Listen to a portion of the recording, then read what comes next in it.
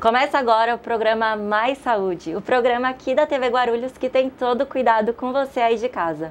Estamos voltando agora, estava morrendo de saudade de vocês e hoje nós vamos falar de um assunto que eu acho de extrema importância. Como vocês podem ver, mudei um pouco meu visual, que é o meu óculos. E então hoje nós vamos falar um pouquinho sobre a saúde visual. O que é a saúde visual? Quando que a gente deve procurar um profissional para falar de saúde visual? E quais são os sintomas que a gente tem que perceber que a gente deve procurar alguém para cuidar dos nossos olhos? Porque na verdade eu achava que eu estava enxergando super bem. Cheguei lá, inclusive quero mandar um beijo para o Milton e para a Marlete, que me ajudaram a escolher esse óculos lindo que eu tô amando e a cuidar da minha saúde visual. Porque eu cheguei lá e eu achava que eu tava enxergando super bem. Eu falei, gente, só vim aqui por questão de dúvida, porque na verdade eu acho que eu tô enxergando super bem. E aí eu fui fazer o meu exame, eu fiquei com 1,25 em cada olho praticamente, eu não tava enxergando nada.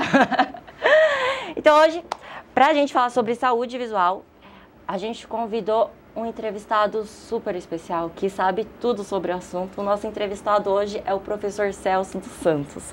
Professor, seja muito bem-vindo ao programa Mais Saúde aqui na TV Guarulhos.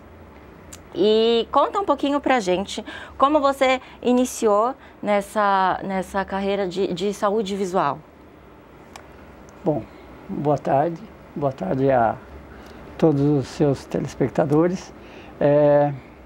Obrigado pelo convite. Eu entrei na área de saúde visual por um acidente, efetivamente, mas com menos de 2 ou 3 meses eu já estava apaixonado pela área. Naquele tempo, porque isso já faz muitos anos, não havia uma formação regular certinha. O que havia era um curso de técnico em ótica, que depois foi ampliado. E eu me apaixonei pela área por ser uma área da saúde e por ser uma área que cuida da qualidade de visão das pessoas, e qualidade de visão, ela representa qualidade de vida.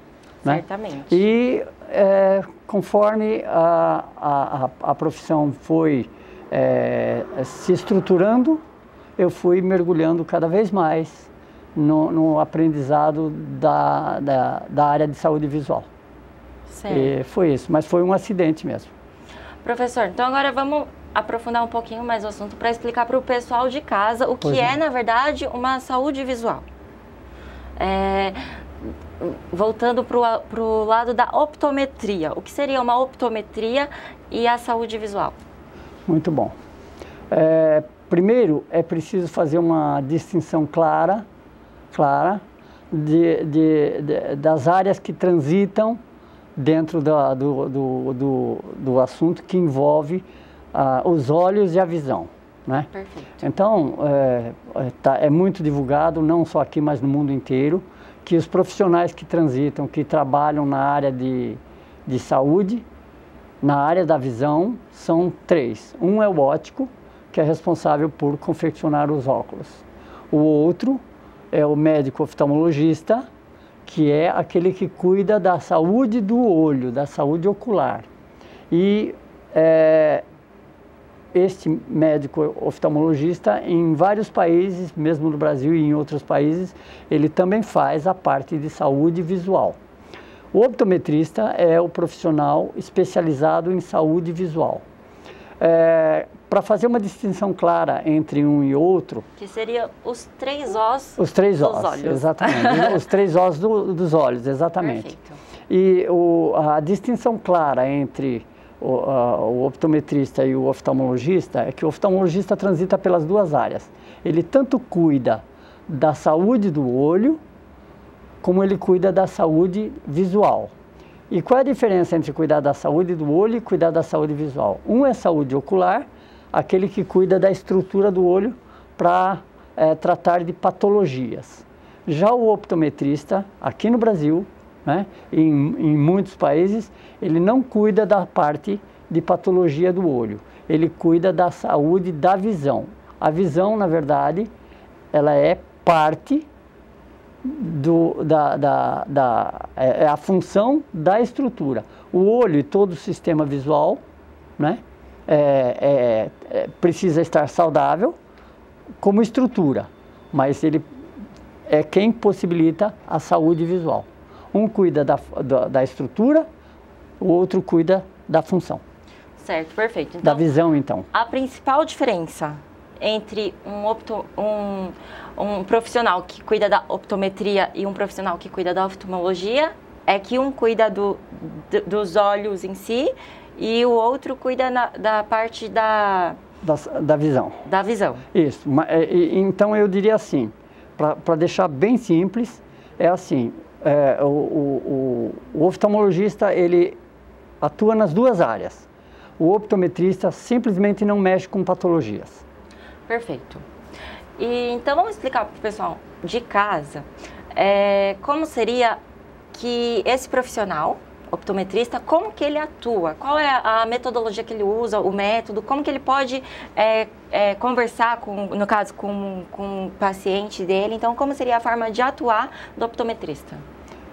Bom, o optometrista ele não atua diretamente sobre o olho, ele atua sobre a função. Perfeito. Então, quando nós atendemos uma pessoa, geralmente essa pessoa ela apresenta algum problema visual. Aí seria necessário dizer assim, existem duas formas de ter problemas visuais. Um é efetivamente não enxergar bem, enxergar borrado, não ter distinção naquilo que observa. Por exemplo, não enxergar bem a televisão quando assiste, um letreiro de cinema tendo que sentar bem perto da tela, ou então não enxergando longe e não enxergando perto também, ou então apresentando sintomas.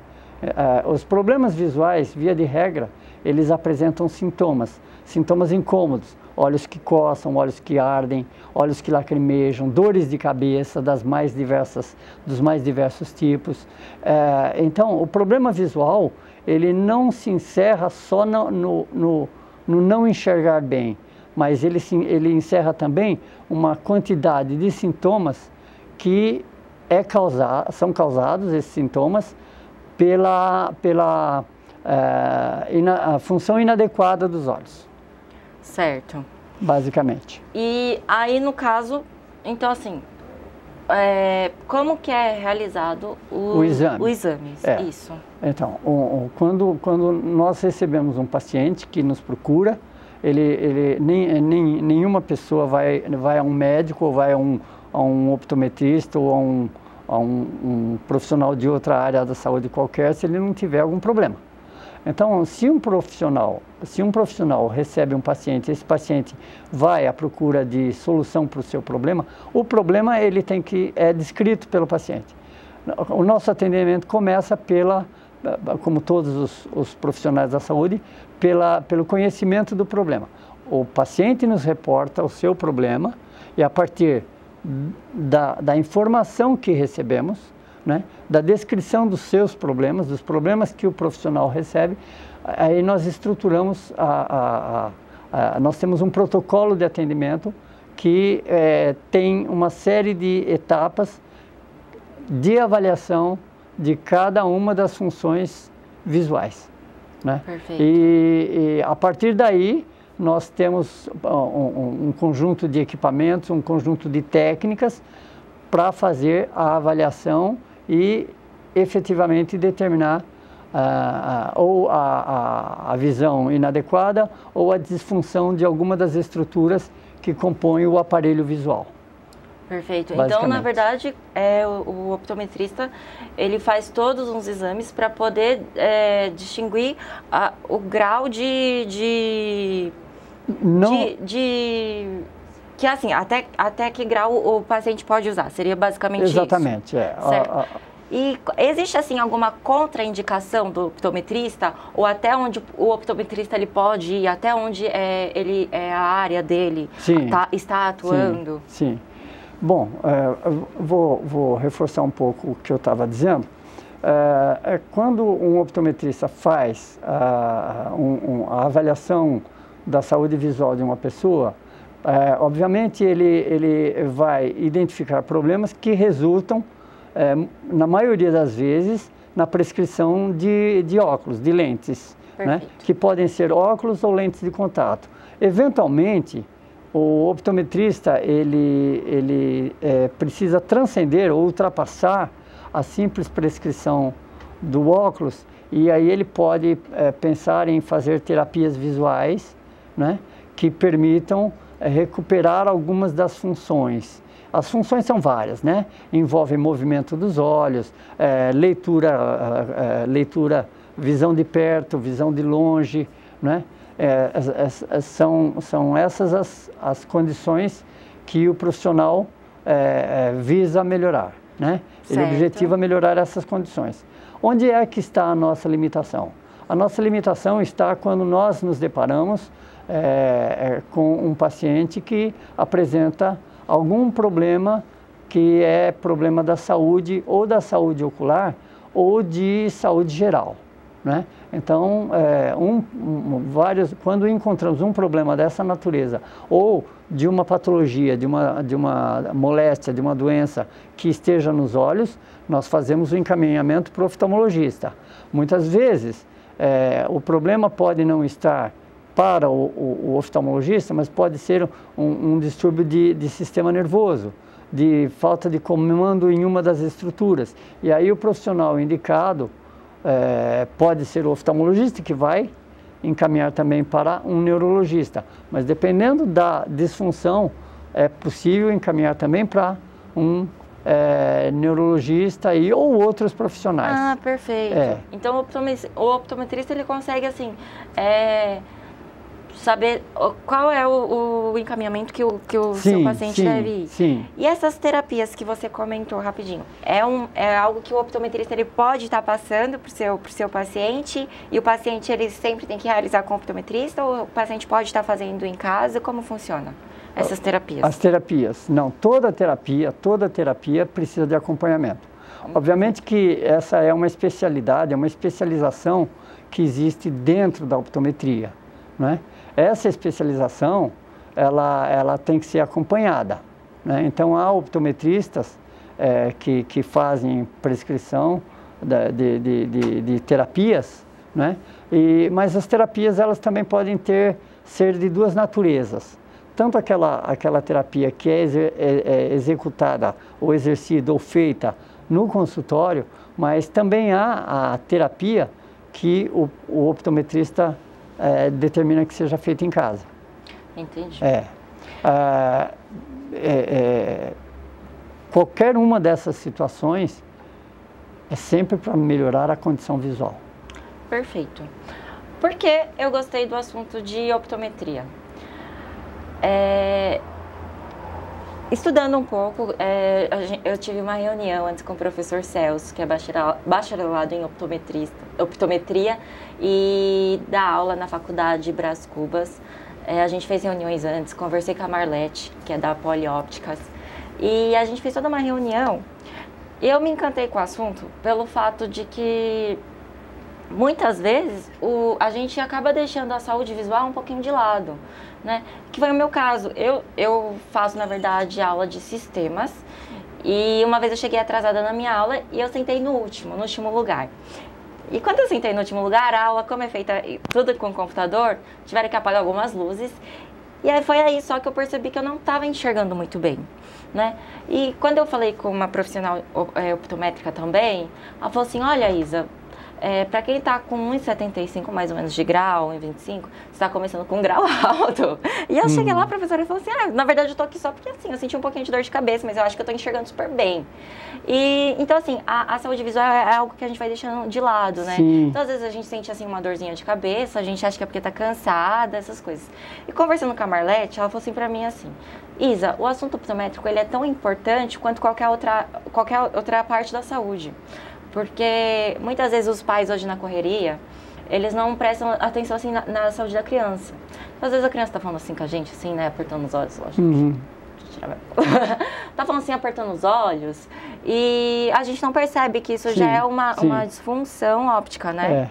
Então, esses sintomas que você acabou passando aqui pra gente, algum dos, não significa que cada caso é um caso, cada corpo corresponde a uma forma, né?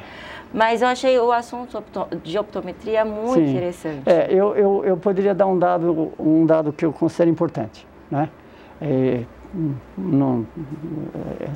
Todo mundo que escreve a respeito fala isso.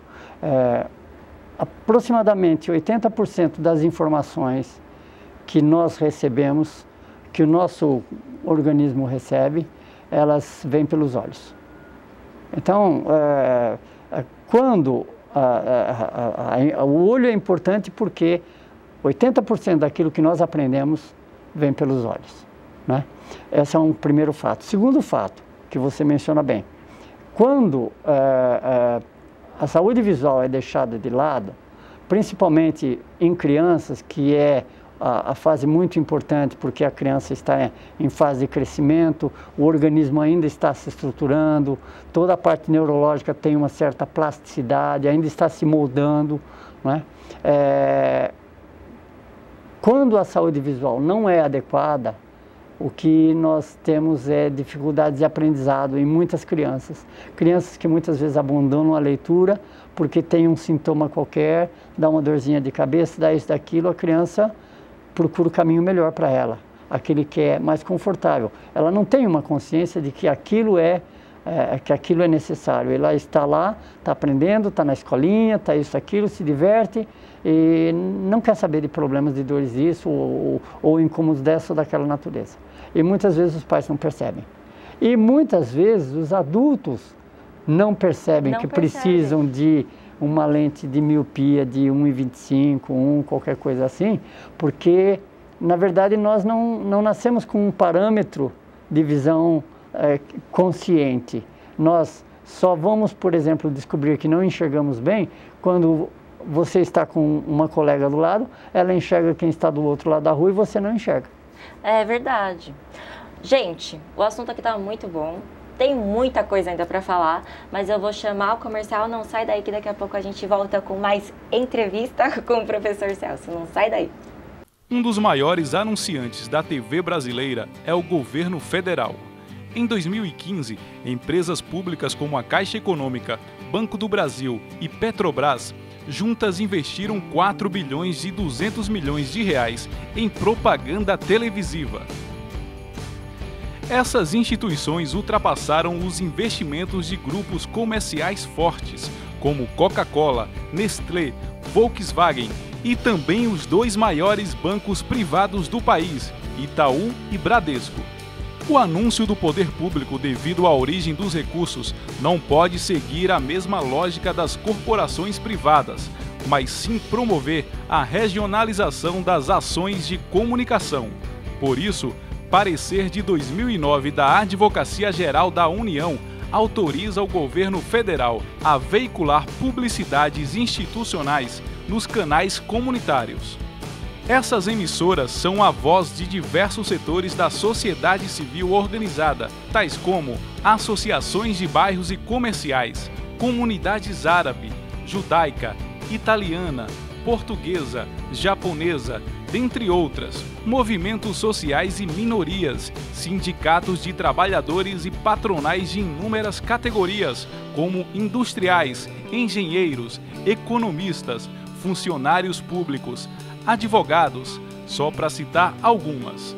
Além disso, nessas telas todas, as crenças convivem em harmonia: católicos, evangélicos, espíritas e religiões africanas. Se você é gestor público e anuncia em emissoras de TVs comunitárias, parabéns, está cumprindo a função social do Estado. Se não anuncia, nunca é tarde para começar. Verba pública para veículos de comunicação pública não é esmola, mas justiça social. Uma campanha da ABSECOM, Associação Brasileira de Canais Comunitários. Voltamos agora à entrevista aqui com o professor Celso. o programa Mais Saúde aqui da TV Guarulhos. E o assunto de hoje é optometria, saúde visual. Nós estávamos conversando aqui com o professor Celso que a gente não nasce com um parâmetro de vista, Sim. né? Portanto, às vezes é muito complicado, se a gente não prestar atenção, a gente diagnosticar que a gente não está enxergando muito bem, que Sim. foi o meu caso. Sim. Então, professor, você já mencionou no primeiro bloco alguns sintomas, Pois não. certo? Mas como isso varia muito de organismo para organismo, quais são as dicas assim que você daria para a gente conseguir achar esse parâmetro, no caso, como você mencionou também, da gente estar com uma amiga na rua, olhar um ponto e uma pessoa vê, a outra não vê. Quais são outras dicas que você dá para a gente conseguir ter esse parâmetro? Sim. Retomando um pouquinho a questão do padrão visual, né? Perfeito. Então, agora eu vou falar um pouco de criança, porque isso é muito importante. Crianças não nascem enxergando como adulto. A visão da criança de 2 meses, 6 meses, 1 ano, ela não está formada. A criança enxerga mal. Enxerga mal. E essa fase, os pais precisam ficar muito atentos aos comportamentos, né? Aos comportamentos, aos sintomas que a criança tem e tudo mais, né? As manifestações. O padrão visual é atingido por volta de 2 a 4 anos, em média, né? Esse padrão, ele é um padrão visual em que a pessoa tem visão tanto boa de longe quanto boa de perto. Como é que nós poderíamos identificar alguns comportamentos, né, que indicam a necessidade de buscar ajuda, de buscar atendimento para a saúde visual? Quando uma criança, por exemplo, tem olhos que lacrimejam, né? Olhos que lacrimejam. Aconteceu com meu filho isso, né? Senta em frente à televisão, fica assistindo televisão e aí os olhos ficam lacrimejando. Vai lá, encaminha, tá tudo bonitinho, vai lá, precisava de uma correção, usou a correção um tempo, superou o problema, o organismo dele absorveu tudo que precisava absorver e ele não precisou usar mais.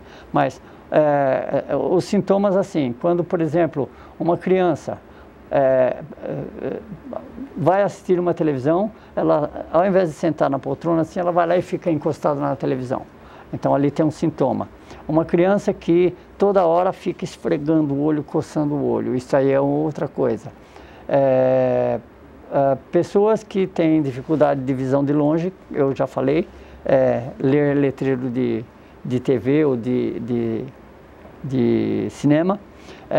Uma pessoa que, por exemplo, troca letras na leitura, certo, né? E agora não estou falando só de criança, estou falando de adulto também. Perfeito. Que troca letras. Uma pessoa que quando está lendo, de repente pula de linha e tem que, às vezes, pôr o dedo para acompanhar, né?